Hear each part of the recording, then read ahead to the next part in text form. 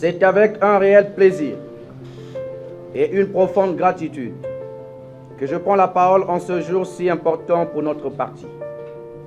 À l'occasion de l'ouverture des travaux de notre tout premier congrès ordinaire, permettez-moi tout d'abord de souhaiter une cordiale bienvenue à tous les congressistes venus des 12 départements et de la diaspora. Je vous remercie d'avoir fait ce long déplacement jusqu'à Brazzaville afin d'honorer le parti de votre présence. Votre engagement et votre dévouement sont ainsi confirmés. Vous êtes les piliers de ce parti, les âmes et les cœurs qui donnent la vie à nos idéaux. Aujourd'hui, nous ne sommes pas réunis simplement pour délibérer sur des questions politiques et stratégiques. Nous sommes ici pour réaffirmer nos valeurs, renforcer notre unité et tracer ensemble les grandes lignes de l'avenir de notre pays. Ce premier congrès ordinaire de notre parti, le mouvement républicain, cette année après sa création, est le reflet de notre volonté de construire une force politique inclusive, audacieuse, pragmatique et visionnaire, à la hauteur des attentes de nos compatriotes. Car le mouvement républicain est né d'une conviction profonde, celle de dire que la République n'est pas seulement un cadre institutionnel, mais avant tout un projet de société. Un pacte citoyen basé sur l'unité, le travail et le progrès. Nous croyons en une République du Congo qui écoute, qui protège et qui agit avec justice et efficacité en garantissant l'égalité des chances à tous. Nous croyons en une politique qui ne se contente pas seulement de gérer le présent, mais qui prépare l'avenir avec audace, résilience et responsabilité.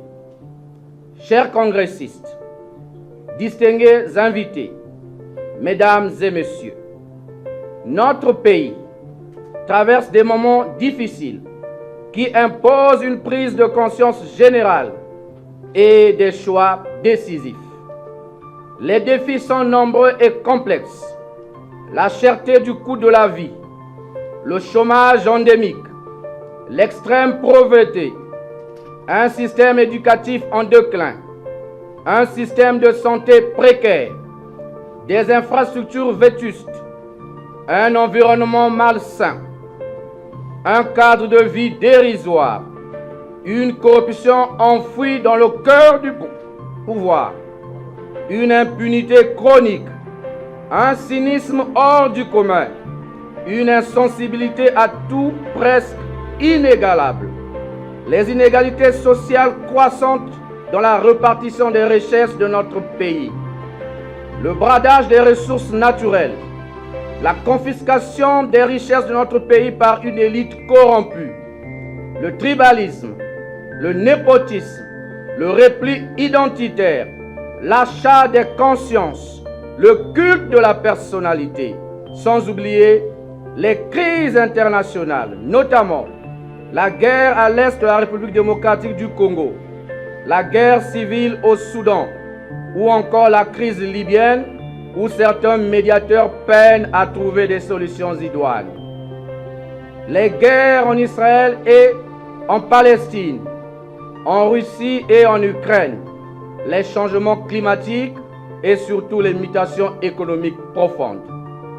Face à la réalité de ces enjeux cruciaux, il est donc nécessaire et urgent d'emprunter les voies susceptibles de tracer le chemin d'un pays capable de relever ces défis.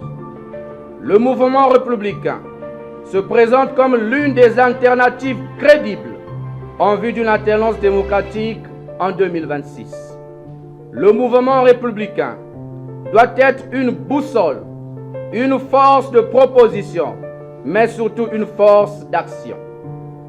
Au cours de ce premier congrès ordinaire du parti, nous aurons l'opportunité de débattre de nombreux sujets susceptibles d'apporter et d'éclairer notre vision pour une économie plus solidaire et durable, notre stratégie pour garantir un système éducatif équitable et innovant, et nos propositions pour renforcer l'unité nationale tout en valorisant la diversité culturelle et la symbiose ethnique dans le respect et dans la dignité de notre peuple.